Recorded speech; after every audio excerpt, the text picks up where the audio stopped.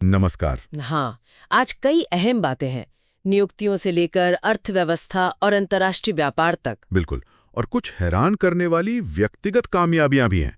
तो हमारा मकसद है इन खबरों के पीछे की कहानी और उनके असर को समझना। सही कहा। कोशिश रहेगी कि जटिल बातों को भी आसान बनाया जाए।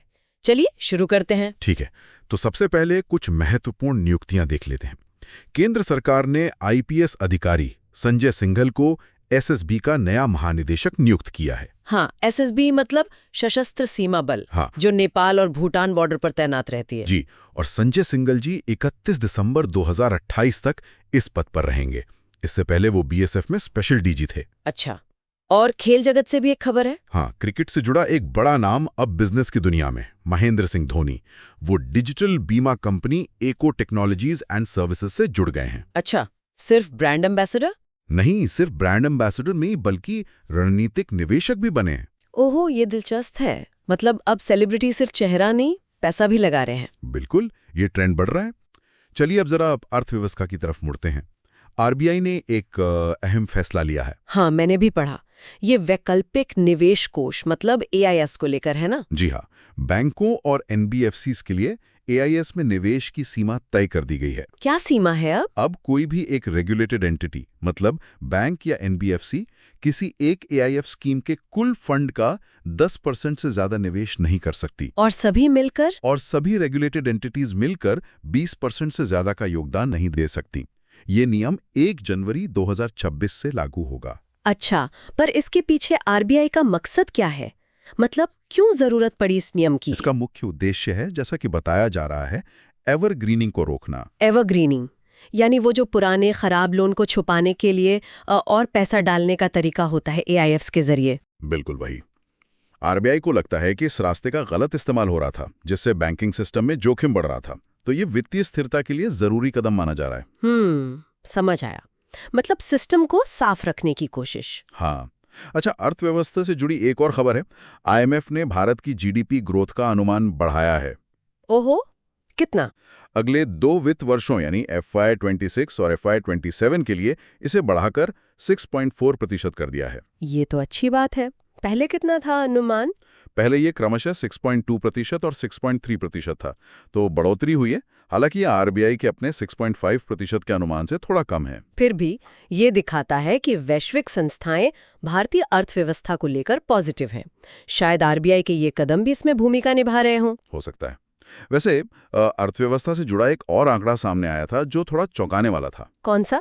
पिछले 5 सालों में वित्त वर्ष 21 से 25 तक 11 सरकारी बैंकों ने बचत खातों में मिनिमम बैलेंस न रखने पर जुर्माना लगाकर करीब 9,000 करोड़ रुपए वसूले हैं। अरे बाप रे, 9,000 करोड़!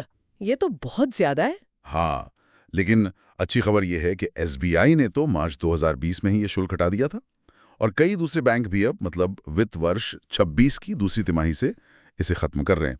तो आम ग्राहकों को राहत मिलेगी। चलिए, अच्छी बात हुई। अब कुछ राष्ट्रीय खबरों पर आते हैं। सरकार ने साइबर धोखाधड़ी रोकने के लिए जो संचार साथी पोर्टल बनाया था, उसे और मजबूत किया गया है। हाँ, ये पोर्टल काफी काम का साबित हो रहा है। बिल्कुल, और अब ये हिंदी के साथ साथ 21 क्षेत्रीय भाषाओं में भी उपलब्ध है। इसके नतीजे भी देखिए, 82 लाख से ज्यादा फर्जी मोबाइल कनेक्शन बंद किए गए। और खोए हुए फोन भी ब्लॉक हुए हैं शायद। हाँ, 35 लाख से ज्यादा खोए या चोरी हुए फोन ब्लॉक किए गए। ये तकनीक का सही इस्तेमाल है सुरक्षा के लिए। सही बात है। और एक बिल्कुल ही अलग तरह की खबर है, जुनून और हिम्मत की मिसाल। कौन सी? मैंगलोर की एक 20 साल की छात्रा हैं रेमोना एवेट परेरा। उन्होंने लगातार 1700 घंटे भरतनाट्यम किया है। क्या 170 घंटे? मतलब करीब 7 दिन लगातार? हाँ, 10,200 मिनट। और इसके साथ उन्होंने golden book of world records में अपना नाम दर्ज करा लिया है। पिछला रिकॉर्ड 127 घंटे का था जो 2023 में बना था। अरे वाह, ये तो अविश्वसनीय है। कमाल की सहनशक्ति और समर्पण है ना। अब जरा अंतर्राष्ट्रीय व्यापार के थोड़े पेचीदा मामलों पर चलते हैं। हाँ, यहाँ ईयू और अमेरिका के बीच एक समझौते की खबर है। जी, उन्होंने एक व्यापार समझौते को अंतिम रूप दिया है। इसके तहत ईयू से अमेरिका जाने वाले ज्यादातर सामान पर अब 15% का एक समान टैरिफ लगेगा। अच्छा, ये तो व्यापार आसान करेगा।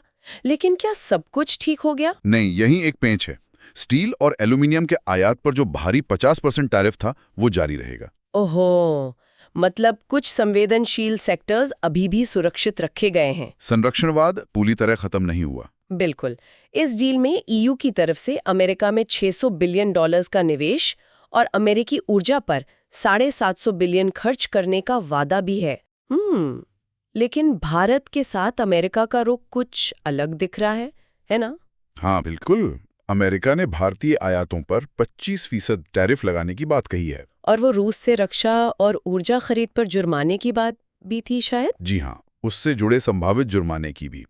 और अमेरिका ने टैरिफ को दोगुना करके 100% तक करने की धमकी भी दी है। बाप रे, ईयू के साथ समझौता और भारत पर इतना दबाव, ये क्या चक्कर है? ये शायद वैश्विक व्यापार में बदलते समीकरण दिखा रहा है। लगता है अमेरिका अब द्विपक्षीय या क्षेत्रीय स्तर पर डील ज्यादा कर रहा है और भारत खासकर कृषि जैसे मुद्दों पर शायद अपनी शर्तों पर अड़ा है। हाँ, भारत एक तरफा सौदे से बचने की कोशिश कर रहा होगा। ये तनाव बढ़ने वाली बात है। बिल्कुल। चलिए अब रक्षा और तकनीक की बात करते हैं। रक्षा में मेक इन इंडिया पर जोर दिख रहा है। हाँ, गोवा शिपयार्ड लिमिटेड ने भारतीय तटरक्षक बल के लिए एक नया पोत लॉन्च किया है। जी, 8 तीव्र गश्ती पोतों की सीरीज में ये छठा पोत है, ICGS अटल। 52 मीटर लंबा है और इसमें 60% से ज्यादा स्वदेशी सामान लगा है। ये बढ़िया है। आत्मनिर्भरता की ओर एक और कदम। और तकनीक में? तकनीक का इस्तेमाल अब सड़क सुरक्षा के लिए भी हो रहा है। सड़क परिवहन मंत्रालय ने यूपी सरकार के एक पायलट प्रोजेक्ट को मंजूरी दी है। अच्छा, किस तरह का प्रोजेक्ट है ये? ये AI और बिग डेटा एनालिटिक्स पर आधारित सड़क सुरक्षा प्रोजेक्ट है। इसे लखनऊ में लागू किया जाएगा और ये भारत में सड़क सुरक्षा के लिए किसी राज्य सरकार का पहला AI आधारित प्रयास है। अरे वाह, ये देखना दिलचस्प होगा कि AI सड़क हादसों को कम करने में कितना कारगर होता है। हाँ, उम्मीद तो यही है।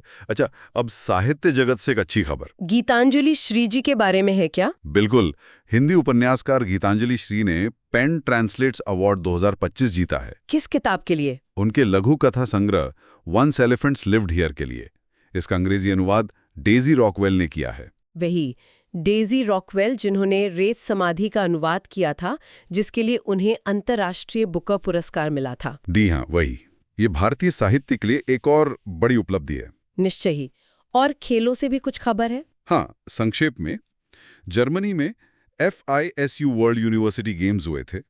भारत ने कुल 12 पदक जीते, 2 स्वर्ण, 5 रजत और 5 कांस्य, और 20वां स्थान हासिल किया। स्वर्ण पदक किस में आए? तीरंदाजी में मिक्स टीम कंपाउंड में परनीत कौर और कुशल दलाल ने, और मेंस कंपाउंड इंडिविजुअल में साहिल जाधव ने। अच्छा लव। तो ये थी आज की कुछ प्रमुख बातें। नई नियुक्तियों से लेकर RBI के नियमों तक, IMF के अनुमान, रिमोला परेरा का रिकॉर्ड, अंतर्राष्ट्रीय व्यापार की उठापटक और गीतांजलि श्री की सफलता तक। हाँ, काफी कुछ हुआ। इन सभी खबरों को अगर एक साथ रखकर देखें तो एक विचार आता है।